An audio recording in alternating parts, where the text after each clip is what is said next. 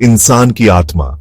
सदियों से फिलासफर्स, धर्मगुरु और वैज्ञानिक इसके बारे में सोचते रहे हैं। ये क्या है? ये कहां रहती है? और सबसे दिलचस्प बात, क्या इसका कोई वजन है? ये सोचना ही कमाल है कि हमारे होने का एक ऐसा हिस्सा जो दिखता भी नहीं, जिससे हम हैं, उसका वजन हो सकता है।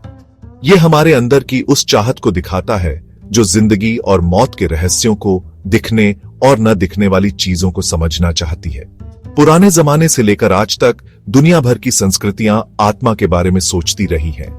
कई मान्यताओं में इसे हमारे शरीर में जान डालने वाली शक्ति माना जाता है, हमारे जज्बातों, विचारों और चेतना का केंद्र। माना जाता है कि यह शरीर के खत्म होने के बाद भी रहती है और दूसरी दुनिया में चली जाती है। आत्मा के वजन का विचार इतिहास में कई रूपों में सामने आया है। प्राचीन मिस्र के लोग मानते थे कि दिल, जिसे अक्सर आत्मा का घर माना जाता था, का वजन दूसरी दुनिया में किया जाता है ताकि किसी के भाग्य का फैसला हो सके। आजकल इस विचार ने किताबों, फिल्मों और यहां तक कि वैज्ञानिक खोजों को भी प्रेरित किया है। हालांकि आत्मा का अस्तित्व और प्रकृति अभी भी बहस का विषय है, फिर भी हमारे होने के इस रहस्यमय पहलू को समझने की कोशिश हमें रोमांचित और प्रेरित करती रहती है।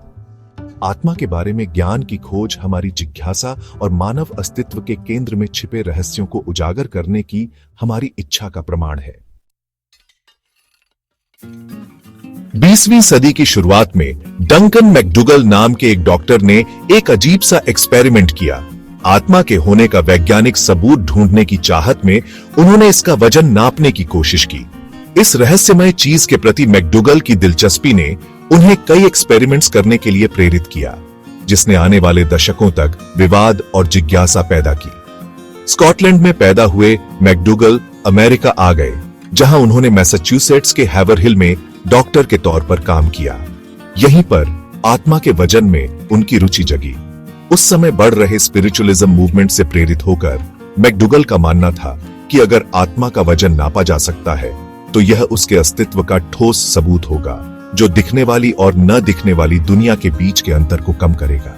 1907 में किए गए उनके इस अनोखे एक्सपेरिमेंट ने जल्दी ही लोगों और वैज्ञानिकों का ध्यान खींचा। मैकडूगल के नतीजे हालांकि विवादित रहे, फिर भी आज तक बहस का विषय है, जो जिंदगी, मौत और मानव आत्मा के रहस्यों के प्रति हमारे आकर्षण को दिखाते हैं। मैकडूगल के एक्सपेरिमेंट को, जिसे अब 21 ग्राम्स एक्सपेरिमेंट के नाम से जाना जाता है, में 6 मरीजों को उनके मरने से पहले और ठीक बाद में ध्यान से तौला गया। कोयले को नापने के लिए इस्तेमाल किए जाने वाले बारीक इंडस्ट्रियल स्केल्स का उपयोग करके उन्होंने वजन में होने वाले किसी भी छोटे से छोटे बदलाव का पता लगाने की कोशिश की, जिसे आत्मा के जाने से जोड़ा जा सके। सटीकता सुनिश्चित करने के लिए मैकडूगल ने मरने पर शरीर से निकलने वाले तरल पदार्थ और फेफड़ों से निकलने वाली हवा के कारण होने वाले प्रत्येक मरीज के वजन में कमी को ध्यान से दर्ज किया। उन्होंने वजन में किसी भी अतिरिक्त कमी का पता लगाने की कोशिश की, जिसे इन शारीरिक प्रक्रियाओं द्वारा समझाया नहीं जा सकता था, यह मानते हुए कि यह अंतर आत्मा के जाने के वजन को दर्शाता है। 1907 में प्रकाशित उनके निष्कर्षों ने वैज्ञानिक और आध्यात्मिक समुदायों में हलचल मचा दी। मैकडूगल ने मृत्यु के समय औसतन 21 ग्राम वजन कम होने की सूचना दी, एक ऐसा आंकड़ा जो तब से लोकप्रिय संस्कृति में आत्मा के कथित वजन के रूप में दर्ज हो गया है। इस सटीक माप और एक्सपेरिमेंट के साहसिक लक्ष्य ने बहस और चर्चा की आग सुलगा दी, जो आज तक जारी है। मैकडूगल की खोजों के शुरुआती चर्चे के बावजूद उनके एक्सपेरिमेंट को वैज्ञानिक समुदाय से बहुत संदेह का सामना करना पड़ा। आलोचकों ने उनकी मेथोडोलॉजी और कम सैंपल साइज में कई खामियों की ओर इशारा किया, जिससे उनके निष्कर्षों की वैलिडिटी पर सवाल उठे। मैकडूगल के एक्सपेरिमेंट पर की गई सबसे बड़ी आलोचनाओं में से कंट्रोल ग्रुप की कमी थी। ऐसे मरीजों के एक समूह के बिना जो मौत के करीब नहीं थे, यह पता लगाना असंभव था कि क्या वजन में देखी गई कमी वास्तव में मृत्यु प्रक्रिया के कारण थी या केवल शरीर में होने वाले बदलाव का नतीजा थी। और जांच से पता चला कि मैकडूगल के डेटा में इनकंसिस्टेंसीज थीं। हालांकि उन्होंने औसतन 21 ग्राम वजन कम होने की सूचना दी, लेकिन सभी मरीजों में यह बदलाव नहीं दिखा। कुछ ने वजन में कमी दिखाई जो औसत से काफी अलग थी, जबकि अन्य में कोई बदलाव नहीं दिखा। इन इनकंसिस्टेंसीज ने उनके निष्कर्षों की रिलायबिलिटी पर गंभीर सवाल खड़े किए। नैतिक चिंताओं ने भी मैकडूगल के एक्सपेरिमेंट को घेर लिया। आलोचकों ने तर्क दिया कि मरने वाले मरीजों का वजन करना, खासकर उनकी सहमति के बिना, उनकी गरिमा और गोपनीयता का उल्लंघन था।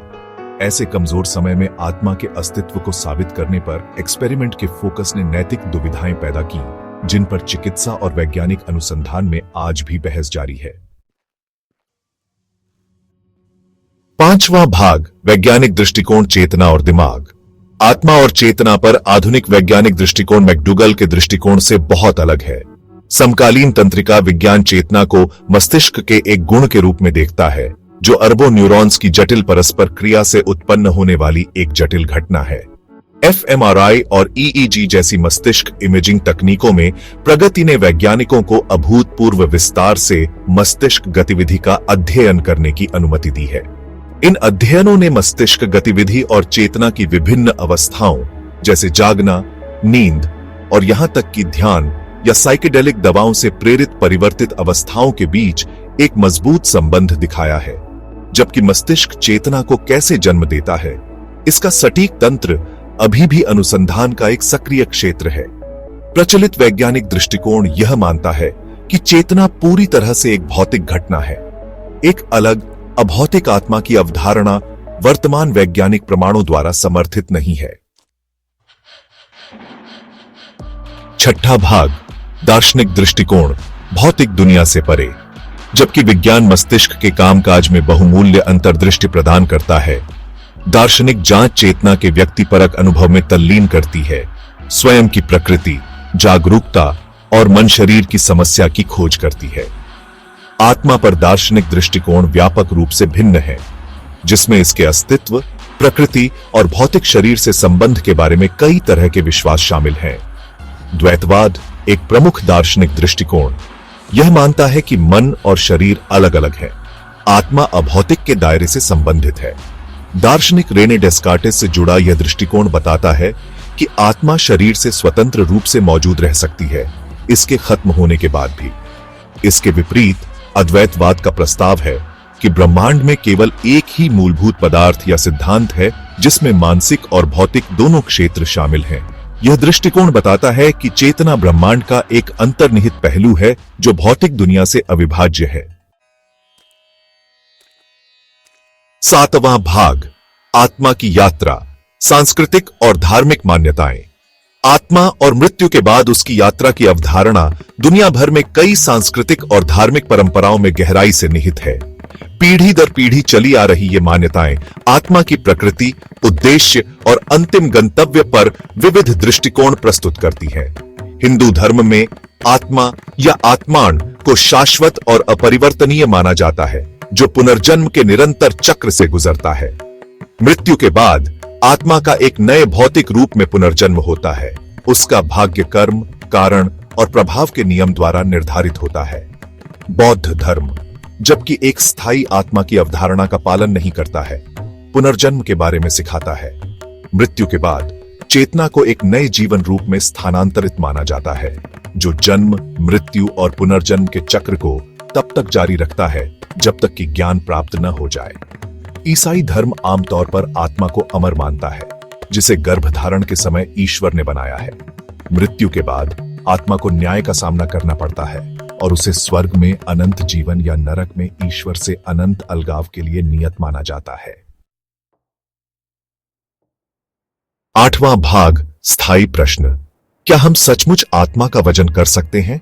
विज्ञान और प्रौद्योगिकी में प्रगति के बावजूद आत्मा का वजन है या नहीं, यह सवाल विवाद का विषय बना हुआ है। मैकडूगल का प्रयोग, हालांकि त्रुटिपूर्ण है, जिज्ञासा और बहस को जगाता रहता है। आत्मा जैसी मायावी अवधारणा के लिए विशुद्ध रूप से वैज्ञानिक दृष्टिकोण को लागू करने की सीमाओं पर प्रकाश डालता है। आत्मा, जो अक्सर चेतना, भावनाओं और आध्यात्मिकता जैसे अमूर्त गुणों से जुड़ी होती है, वैज्ञानिक उपकरणों का उपयोग करके मापी या निर्धारित की जा सकने वाली चीजों के दायरे से बाहर हो सकती है। आत्मा का वजन करने का प्रयास, हालांकि पेचीदा है, अंततः अथाह को पकड़ने का प्रयास हो सकता है। केवल आत्मा की मात्रा निर्धारित करने पर ध्यान केंद्रित करने के बजाय शायद चेतना के व्यक्तिपरक अनुभवों और अभिव्यक्तियों की खोज में एक अधिक उपयोगी दृष्टिकोण निहित है। यह समझना कि मस्तिष्क हमारी आंतरिक दुनिया, हमारे विचारों, भावनाओं और स्वयं की भावना को कैसे जन्म देता है, हमारे अस्तित्व के इस गूढ़ पहलू की अधिक व्यापक समझ प्रदान कर सकता है। 9वां भाग रहस्य जारी है। साजिश की एक विरासत।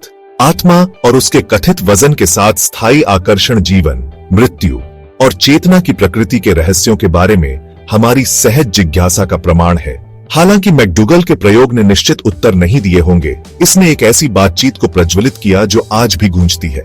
जैसे जैसे हम मस्तिष्क और चेतना की जटिलताओं में गहराई से उतरते हैं, हम मापने योग्य वजन वाली आत्मा के अस्तित्व को कभी भी निश्चित रूप से सिद्ध या अस्वीकृत नहीं कर सकते हैं। हालांकि हमारे अस्तित्व के इस मायावी पहलू को समझने का प्रयास हमें गहन प्रश्न पूछने के लिए प्रेरित करता है कि हम कौन हैं, हम कहां से आए हैं और हमारे भौतिक अस्तित्व से परे क्या है। आत्मा का रहस्य जीवन के कई महान रहस्यों की तरह अंततः अनसुलझा रह सकता है। फिर भी ऐसे प्रश्नों की खोज वैज्ञानिक और आध्यात्मिक दोनों क्षेत्रों की खोज के माध्यम से हम अपने और उस ब्रह्मांड के बारे में अपनी समझ का विस्तार करते रहते हैं जिसमें हम निवास करते हैं।